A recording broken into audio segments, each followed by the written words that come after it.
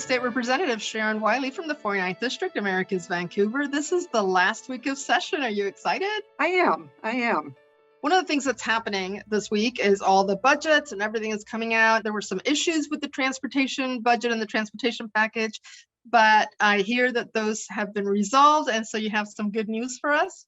We have an agreement between the House and the Senate on what is going to be in and how we are going to pay for it.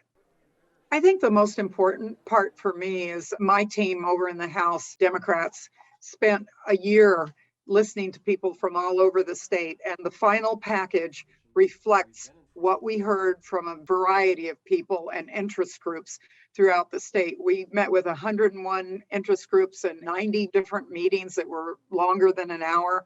And then we digested that and we put a package together, and then that package has worked its way through the entire process.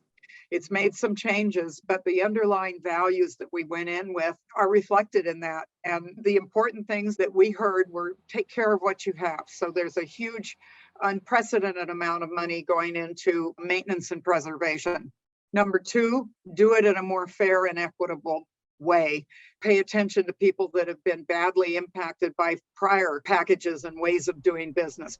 Number three, pay attention to what's going on with the climate. Keep our momentum going and use the carbon money that we passed last year to move us forward into the future, a green future where we're putting less carbon into the atmosphere and we're making sure that people can still get to where they need to go. And that means everybody in every part of the state. The last piece is to keep our promises. We've done packages in the past where we've started projects that were many, many years in the making. And the money for those projects was badly impacted by the pandemic. So we had to make sure that we were able to finish what we started. And those are projects that people have supported, that have been worked, that are in progress. And so those are the things that we were able to do in this package. And it's mostly a pay-as-you-go package, which is excellent and timely for where we are right now in our economy. We heard mixed messages about gas tax and other ways of paying for it. So we were very, very careful in how we did that. We did not raise the gas tax. Some folks were legitimately concerned about adding anything to what people are paying. So we were very, very surgical in how we moved money and how we decided to pay for the package. So because people bought a lot of things during the shutdown on the internet, our sales tax revenue was very robust.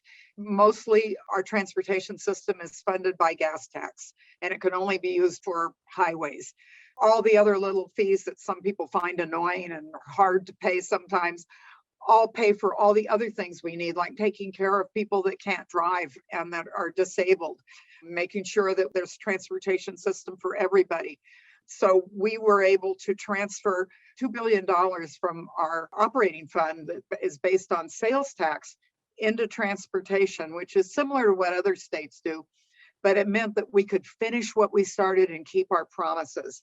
And for me, keeping promises is really important. So I feel good about where we ended up. We started from a listening and a values position.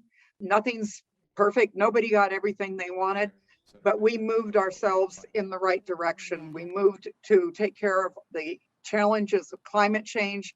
We addressed the budget challenges to finish the big projects that were in process.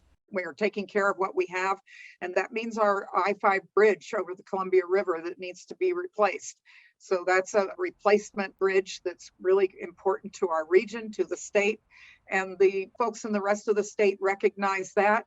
The listening I did all over the state helped me understand what the state's needs are statewide. So this whole process, I think, made me a better representative. And I'm proud of our underlying values, and I'm looking forward to seeing those results. And I'm looking forward to seeing people get back to work on those projects in those good paying jobs.